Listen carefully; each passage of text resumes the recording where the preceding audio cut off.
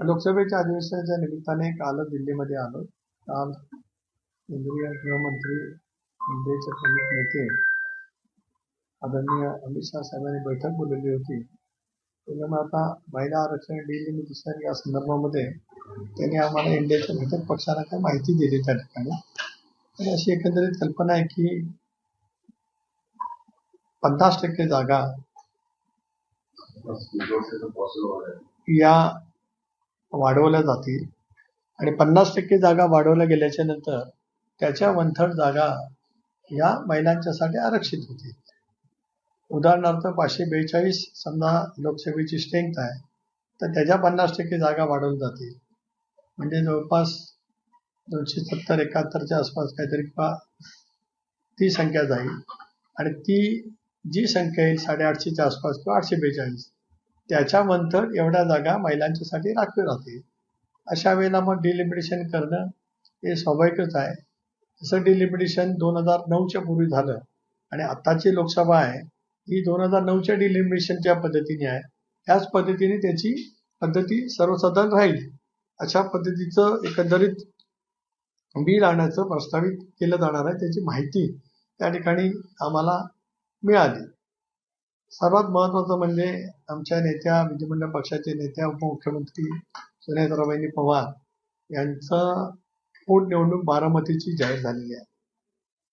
आदरणीय दादांच्या दुर्दैवी निधनाच्या नंतर इतर राज्यांमध्ये होणाऱ्या निवडणुकीच्या बरोबरीच बारामतीची पोटनिवडणूक त्या ठिकाणी जाहीर झालेली आहे. 6 एप्रिलला बहिणी त्या ठिकाणी अर्ज भरणार आहेत. त्यामुळे आता आमचं सारं लक्ष त्या ठिकाणी केंद्रित होणार आहे. त्यामध्ये प्रामुख्याने पूर्वीची निवडणूक महायुती वर्सेस महाविकास आघाडी होत असताना राष्ट्रवादी काँग्रेस पक्ष आदरणीय पवार साहेबांच्या पक्षाने ती निवडणूक लढवलेली होती. पोटनिवडणूक झाल्याच राष्ट्रीय कार्याध्यक्षा सुप्रियाताईंनी इथे राष्ट्रवादी काँग्रेस पक्ष पवार साहेब यांचा उमेदवार असणार नाही असं घोषित केलं होतं. त्याबद्दल मी त्यांचे आभारी मानतो. त्यानंतर मग काँग्रेसकडनं प्रतिक्रिया आली की काँग्रेस त्या ठिकाणी उमेदवार उभं करेल. खरं तर महाविकास आघाडी ही एका बाजूला आहेच, महायुती त्या ठिकाणी आहे. तशी स्थिती आली तर मी आणि प्रफुल्लभाई दिल्लीमध्ये काँग्रेसच्या श्रेष्ठींशी बोलून, कारण ही पोटनिवडणूक दादांच्या दुर्दैवी निधनाने त्या ठिकाणी झालेली असल्यामुळे ती शक्यतो बिनविरोध व्हावी असं आमचा एक प्रयत्न त्या ठिकाणी राहील. पण आवश्यकता असेल तर काँग्रेसच्या पक्षश्रेष्ठींना सुद्धा दिल्लीमध्ये भेटून, कारण मधल्या कालावधीमध्ये महाराष्ट्र प्रदेश काँग्रेसच्या अध्यक्षांचं एक स्टेटमेंट आलं होतं, सपकाळांचं, वडेट्टीवारांचं सुद्धा स्टेटमेंट आलेलं होतं. म्हणून आवश्यकता वाटली तर त्या पद्धतीचा आम्ही प्रयत्न करू. उद्धवजींची सुद्धा आवश्यकता लागली तर भेट घेऊ, जेणेकरून, आणि शेवटी निवडणूक लोकशाहीमध्ये कोणाला लढवण्याचा अधिकार असतो, परंतु ज्या परिस्थितीमध्ये निवडणूक होते आहे त्या दृष्टिकोनातूनच आमच्या सर्वांचं तो प्रयत्न त्या ठिकाणी राहील. 6 तारखेला अर्ज भरायला पक्षाचे सर्व मंत्री असतील, आम्ही सगळेजण त्या ठिकाणी असू आणि मोठ्या मताधिक्याने किंवा बिनविरोध होणं हा त्याच्यातला एक महत्वाचा भाग त्या ठिकाणी हा राहू शकतो. आता 6 एप्रिल पासून मला असं वाटतं 22-23 एप्रिलला मतदान आहे आणि मग 4 तारखेला निकाल लागेल. तर त्या दृष्टिकोनातूनच आम्ही या गोष्टीवरती लक्ष केंद्रित करण्याचा अधिकतम प्रयत्न करतो आहोत. हा एक भाग झाला. मधल्या कालावधीमध्ये राज्याच्या मुख्यमंत्री महोदयाने विशेष करून कोकणाच्या संदर्भामध्ये जे आंबा आणि काजूचं प्रचंड प्रमाणावरती नुकसान झालंय त्या संदर्भात कोकणातल्या सर्व लोकप्रतिनिधींची बैठक बोलवली होती. त्यावेळेला जे प्रेझेंटेशन डॉक्टर बाळासाहेब सावंत कृषी विद्यापीठाच्या कुलगुरूंनी दिलं आणि कृषी विभागाच्या अप्पर मुख्य सचिव रस्तोगीजींनी दिलं, त्यामुळे 90% पीक हे गेलेलं आहे. 8 ते 10% पीक कदाचित येऊ शकेल. पण आताही वातावरणीय बदल जो काय दिसतोय कोकणामध्ये किंवा इथेही, त्याच्यामुळे तेवढं सुद्धा पीक मिळेल अशातली काय शक्यता नाही. तर त्या संदर्भातलं सुद्धा राज्य सरकारच्याकडनं मदतीचं घोषणा अधिवेशन संपण्यापूर्वी मुख्यमंत्री महोदय करणार होते असं आम्हाला लोकप्रतिनिधींना त्यांनी त्या ठिकाणी सांगितलं. माझाही प्रयत्न आहे की आज केंद्रामधून या संदर्भात, कारण कोकणात पहिल्या प्रथमच इतक्या मोठ्या प्रमाणावरती नुकसान होत आहे, त्याच्यामुळे केंद्र सरकारचं लक्ष वेधण्याचाही प्रयत्न त्या ठिकाणी आहे. मी पंतप्रधान महोदयांचे आभार मानतो की काल लोकसभेमध्ये त्यांनी जे सविस्तर निवेदन आज जे काही अमेरिका, इस्रायल विरुद्ध इराण असे जे काही युद्ध चालू आहे त्याचे परिणाम आपल्या देशावरती काय काय होऊ शकतात या संदर्भातलं एक विस्तृत निवेदन पंतप्रधान महोदयांनी दिलं. त्याच्यामध्ये त्यांनी शेतकऱ्यांची काळजी घेतली. कारण आता खरीपाच्या पिकाच्या लागणारं युरिया किंवा DEP याच्याबद्दलचं काय होऊ शकेल, ग्राहकांच्या दृष्टिकोनातून गॅस सिलेंडर हा जो काय महत्वाचा स्वयंपाकाचा कुकिंगचा जो महत्वाचा मुद्दा असतो त्याच्याबद्दलचं काय होऊ शकेल, त्याबद्दल पेट्रोल आणि इतर इंधनाच्या बाबतीमध्ये काय होऊ शकतंय, या साऱ्याचा एक विस्तृत निवेदन काल पंतप्रधान मोदी साहेबांनी सभागृहामध्ये दिलेलं असल्यामुळे देशांतील राज्यांतील नागरिकांना एक तऱ्हेचा दिलासा मिळालेला. अशा वेळेला वेगवेगळ्या उद्योगांच्या वरती सुद्धा परिणाम होऊ शकतो. कारण काही उद्योग हे गॅसवरती आधारित उद्योग आहेत, काही उद्योग हे विजेवरती आधारित आहेत, किंवा भवितव्यामध्ये अशी स्थिती उद्भवली तर रेल्वे लाईन जी का आज डिझेलवरती चालतात त्याचं विद्युतीकरणाच्या दृष्टिकोनातून सुद्धा काय प्रयत्न कसे करता येतील याचं एक विस्तृत निवेदन पंतप्रधान महोदयांच्या कालच्या त्या निवेदनाच्या माध्यमातून आलेलं होतं. काही हायड्रल पॉवर नव्याने जर काही निर्माण करता येऊ शकते काय, त्याही दृष्टिकोनातून प्रयत्न भारत सरकार त्या ठिकाणी करणार आहे. अशा वेळेला महाराष्ट्र आणि महाराष्ट्रातली स्थिती याचं जाहीर केलेल्या बाबीचा विचार करत आम्ही नेमकं त्या ठिकाणी भारत सरकारच्याकडनं काय मांडू शकतो आहोत या दृष्टिकोनातून सुद्धा आमच्या सर्वांचे प्रयत्न त्या ठिकाणी आहेत. महत्वाचा मुद्दा म्हणजे आज दादांच्या अकाली दुर्दैवी निधनाच्या नंतर आज जी काय पोटनिवडणुकीत होणार आहे जी राष्ट्रवादी काँग्रेस पक्षाच्या महायुतीच्या उमेदवार म्हणून सुनेत्रा राणे उभ्या राहणार आहेत त्यावरती अधिक लक्ष आहे. मी आणि आमचे सर्व सहकारी मुख्यमंत्री महोदयांना विनंती करू, शिंदे साहेबांना पण विनंती करू की त्यांनी अर्ज भरण्याच्या दिवशी बारामतीला त्या ठिकाणी या. काँग्रेसकडे आणि उद्धव ठाकरे आणि इथं दिल्लीमध्ये काँग्रेस नेत्यांना भेटणार का, कधी भेटी घेणार आणि कोणाला भेटणार? एक मुद्दा असा आहे की महाविकास आघाडीमध्ये ही जागा ही आदरणीय पवारसाहेब राष्ट्रवादी काँग्रेस पक्षाला कडे आहे. आतापर्यंत राज्यात महायुती पण आहे आणि महाविकास आघाडी आहे. त्याच्यामुळे महाविकास आघाडीच्या पद्धतीप्रमाणे ती जागा साहेबांच्या राष्ट्रवादी काँग्रेस पक्षाकडे आहे. त्यामध्ये सुप्रियाताईंनी घोषणा केली की आम्ही उमेदवार देणार. त्याच्यानंतर जी राज्य पातळीवरती प्रतिक्रिया आलेली आहे, याचा अर्थ तो काय निर्णय झाला अशातला काय भाग नाही, प्रतिक्रिया आलेली आहे. आणि ती प्रतिक्रिया निर्णय प्रक्रियेपर्यंत जर का पोहोचणार असेल तर मग दिल्लीमध्ये येऊन काँग्रेसच्या पक्षश्रेष्ठीला मी आणि प्रफुल्ल आम्ही त्या ठिकाणी भेटू. यात आजच साताऱ्यामध्ये प्रकार घडला, त्या अनुषंगाने म्हटलं गेलं की पक्ष फोडले तेव्हा पण लोकशाहीची हत्या झाली, पण आता कॅबिनेट मंत्री त्यात तुमच्या पक्षाचे नेते तिथे उभे असताना दिसले, सगळे हतबल दिसत होते पोलिसांसमोर आणि काल तो मुद्दा सभागृहातही घातला. काल विधानसभेत विधान परिषदेमध्ये या विषयावरती चर्चा झाली, सभागृहामध्ये सुद्धा विधानसभेमध्ये ते मांडलं गेलं. त्यानंतर मी जे ऐकलंय की मुख्यमंत्री महोदयांनी त्याच्यामध्ये उत्तर देत असताना आज या विषयावरती सविस्तर निवेदन करण्याचं माननीय मुख्यमंत्री महोदयांनी विधानसभेमध्ये घोषित केलं. तर स्वाभाविकपणाने या संदर्भातलं विवेचन मुख्यमंत्री महोदय त्या ठिकाणी निश्चितपणाने करतील. कारण मकरंद आबा राष्ट्रवादी काँग्रेस पक्षाचे माझे वरिष्ठ सहकारी आहेत, मंत्री सुद्धा आहेत, शंभूराज हे सुद्धा मंत्री त्या ठिकाणी आहेत. त्या दोन्ही सभागृहामध्ये तिथे घडलेल्या घटनाचा क्रम सविस्तरपणाने त्या ठिकाणी सांगितलेला आहे आणि मुख्यमंत्री महोदयांनी सुद्धा सभागृहात ते ऐकलेलं आहे. अशा वेळेला चर्चेचा समारोप करत असताना मुख्यमंत्री महोदयांनी हे आश्वस्त केलं की आज या विषयावरती सभागृहामध्ये ते निवेदन करणार आहेत. तुम्हाला पक्षाचे नेते म्हणून तुम्ही या प्रकरणी एनडीएचे घटक पक्ष आहात, एनडीएच्या घटक पक्षाला जर मंत्र्याला मारण होते तर तुम्ही काही एनडीएच्या वरिष्ठ नेत्यांची पण या संदर्भात चर्चा करणार? एक बाब नक्की आहे की सातारा पोलीस अधीक्षक आणि तिथले एलसीबीचे पोलीस अधिकारी यांनी निवडणुकीच्या दिवशी जे जे काय केलेलं आहे ते आपण संबंध चॅनेलवरती ते पाहिलेलं सुद्धा आहे, ते लोकल चॅनेलवरती सुद्धा लाईव्ह त्या ठिकाणी आहे. एवढंच नव्हे तर दोन्ही मंत्री महोदयांनी दोन्ही सभागृहामध्ये स्पष्टपणाने घटनाक्रम सांगितलेला आहे. हे शेवटी पोलिसी बळ हे चुकीचं आहे, पण शेवटी राज्याचे मुख्यमंत्री आज निवेदन करतील याचा अर्थ त्यांच्याकडे सुद्धा ती माहिती आहे. आणि लोकशाहीमध्ये शेवटी राजादादा मी महायुतीमध्ये आहोत एकत्रितपणाने देशामध्ये एनडीएच्या नेतृत्वाखाली आज आम्ही भारतीय जनता पक्षाच्या नेतृत्वाच्या सोबत शिंदे साहेब म्हणजे शिवसेना आणि राष्ट्रवादी काँग्रेस पक्ष आहे. राज्यामध्ये सुद्धा देवेंद्रजी आहेत, शिंदे साहेब आहेत, सुनेत्रा वहिनी आहेत, हे त्या ठिकाणी नेतृत्व करतायत.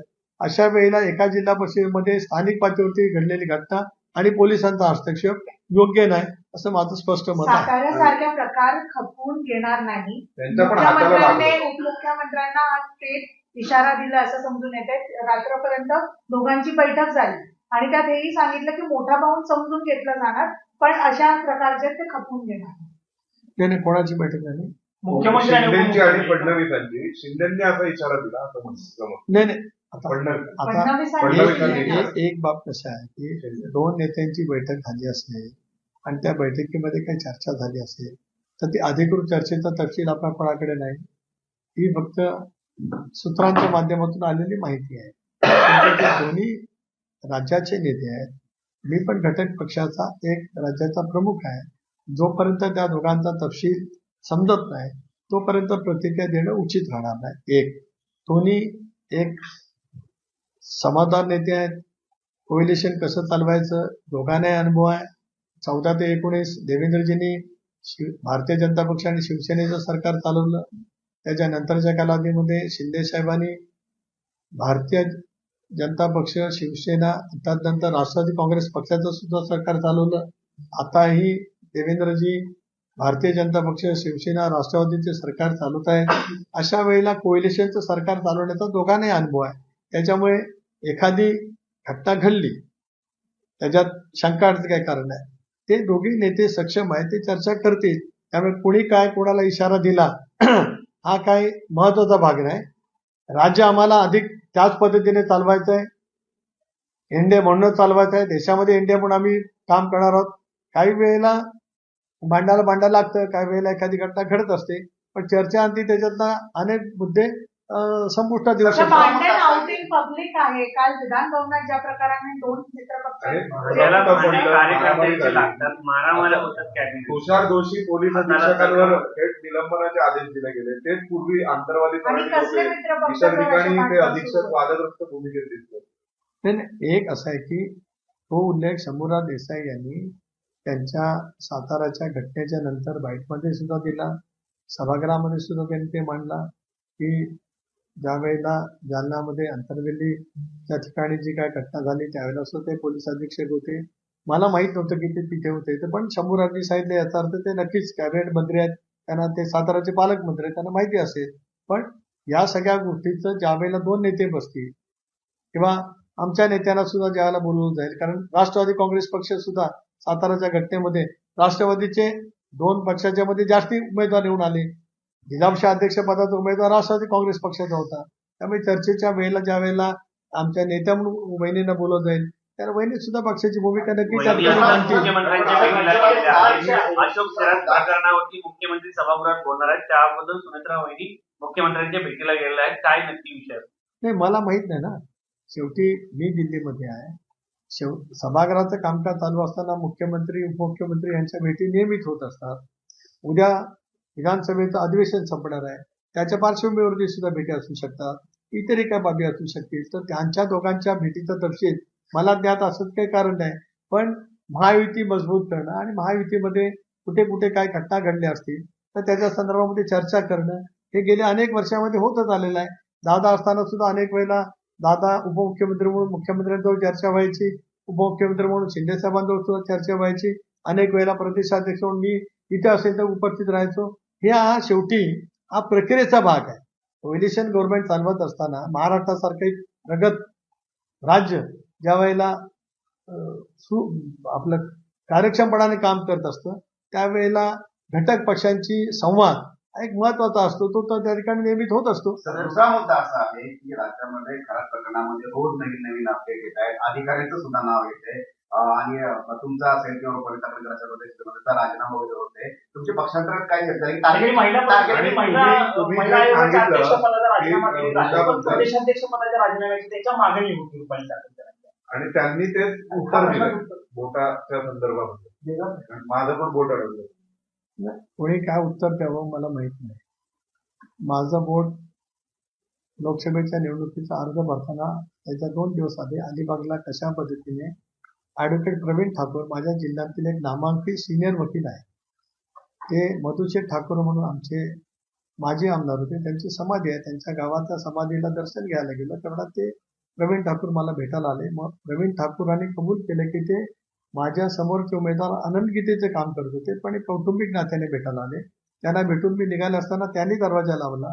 त्यावेळेला माझ्या इथे जखम झाली. तिथेच तोंडीच्या हॉस्पिटलमध्ये जाऊन 5 मला स्टॅपलनी टाके मारले. ते नंतर मी दिल्लीत आलो तर त्यावेळेला सुद्धा होतं. आपण जर का माझ्या दिल्लीमध्ये आल्यानंतर बघितलं असेल ते होतं. आता याचा अर्थ कोण कुठे लावणार असेल तर दुर्दैव आहे, याच्यापेक्षा काय म्हणू. पण कायदेशीर कारवाई करणार का? केली, मी गुन्हे दाखल केलेत. त्याच्यामुळे एक भाग आहे. दुसरी बाब असा आहे की दुसरा माफ केलेला सुद्धा जो नाहीच आहे तो पण आला. त्याच्यामुळे एक माननीय मुख्यमंत्री महोदयांनी एसआयटी स्थापन केले. एक सातपुते ज्येष्ठ IPS अधिकारी त्याच्या प्रमुख आहेत. त्यांनी त्याची व्याप्ती वाढवलेली आहे.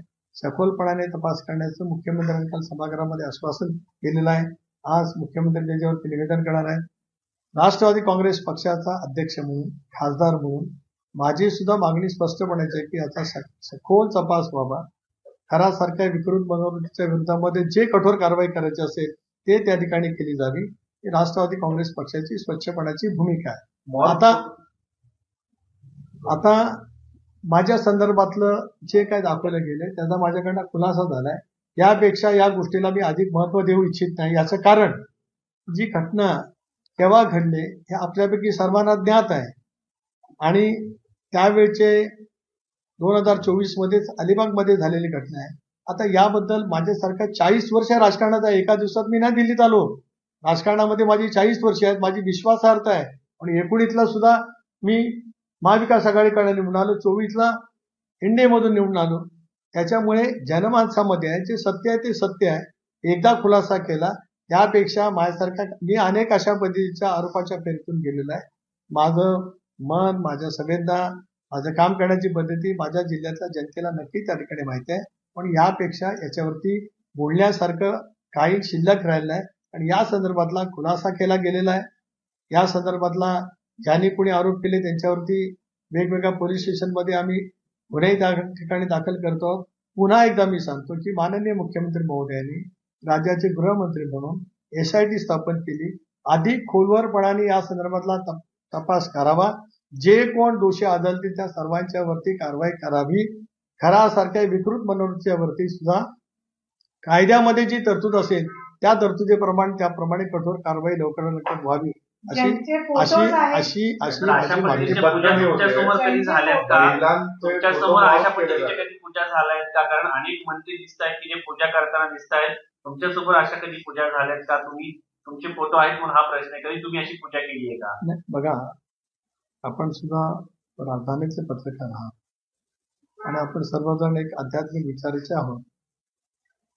आणि मी श्रद्धा मानणार आहे पण मी अंधश्रद्धा नक्की नाही. अनेक वेळेला आपण आमच्याकडे गणपती येतात, गणपतीच्या निमित्ताने पूजा असतात, महाशिवरात्रीला जात असतो, तर रामनवमीच्या निमित्ताने अनेक मंदिरामध्ये माझ्या गाठीभेटी वर्षानुवर्ष होत असतात. त्याच्यामुळे कुठे मंदिरामध्ये जाणं म्हणजे काहीतरी तुम्ही दोष करणं असं नाही. मी पुन्हा एकदा वारंवार आपल्याला सांगू इच्छितोय पूर्णपणाने की या प्रकरणाची सखोल चौकशी केली जावी आणि त्या सखोल चौकशीतून सर्व काही सत्य राज्यातील नव्हे तर देशाच्या जनतेपुढे माननीय मुख्यमंत्री महोदयांनी लवकरात लवकर आणावं आणि कठोर कारवाई करावी. एवढंच माझी या विषयावर मला आपल्याला सांगायचं आहे.